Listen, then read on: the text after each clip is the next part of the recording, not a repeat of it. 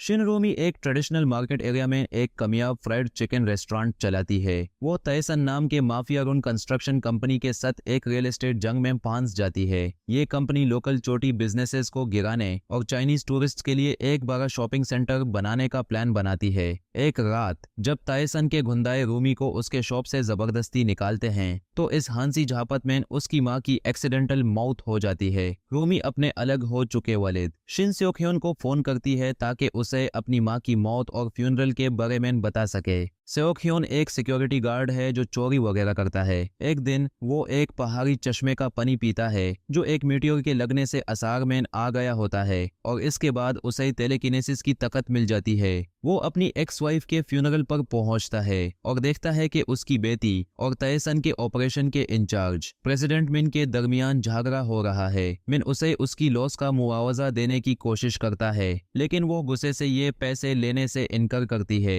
और उसे फ्यूनरल से निकलने का कहती है। सेओक्योन रूमी के दोस्त और लॉयर किम जुंग ह्यून से इस जंग के बारे में और मालूमात लेता है। सेओक्योन रूमी के साथ दोबारा कनेक्शन बनाने की कोशिश करता है लेकिन वो अब भी बचपन में उसके छोड़ के जाने से दुखी है। जब वो अपनी नई ताकत दिखाने की कोशिश करता है रूमी उसे जलील करती है और कहती है कि वो एक जिम्मेदार बाप नहीं है। लोकल शॉप ओनर्स रूमी के साथ तायसन के खिलाफ एक लीगल केस में शामिल हो जाते हैं क्योंकि उनको उनकी बिजनेसेस का मुआवजा नहीं मिलता। जब वो शॉपिंग आर्केड में बैरिकेड बनाते हैं तायसन के गुंडे पहुंच जाते हैं और उन्हें पेटने लगते हैं। तभी सेओक्योन आता है और अपनी पावर से उन गुंडों को रोकने में मदद करता है जिससे सब लोग हैरान और खुश हो जाते हैं। जब मिन पुलिस को इस वाकया की रिपोर्ट देने की कोशिश करता है तो ड्यूटी पर मौजूद ऑफिसर उसकी बात पर यकीन नहीं करता जो कि शॉप ओनर्स के लिए खुशी का सबब बनता है। सेओक्योन अपनी टेलेकिनेसिस को यूज करके मार्केट एरिया के आयर्ड गिर्ड एक बड़ा बैरिकेड बनाता है जो कि लोकल बिजनेसेस को प्रोटेक्ट करता है। दूसरी तरफ मिन डायरेक्टर होंग से मिलता है जो तायसन का मालिक है। उसे सेओक्योन की ताकत का पता है और तायसन को बचाने के लिए वो मिन को बिजनेस बैंड करने और ये प्रिटेंड करने का हुक्म देती है कि कॉन्ट्रैक्ट खत्म हो गया है। फिर वो एक नए नाम से कंपनी को दोबारा शुरू करने का प्लान बनाती है और नए कॉन्ट्रैक्ट के जरिए लोकल बिजनेसेस को गिराने का इरादा करती है। अपने कॉन्टैक्ट्स के जरिए वो पुलिस का सपोर्ट हासिल करती है और सेओक्योन पर झूठी चार्जेस लगाकर उसे अरेस्ट करवाती है। सेओक्योन को हटाकर मिन और उसके गुंडे पुलिस और स्वॉट टीम्स को शॉप ओनर्स को अरेस्ट करने और बैरिकेड को तोड़ने का हुक्म देते हैं। रूमी और शॉप ओनर्स एक करीबी बिल्डिंग में भाग जाते हैं जबकि पुलिस उनका पीछा कर रही होती है।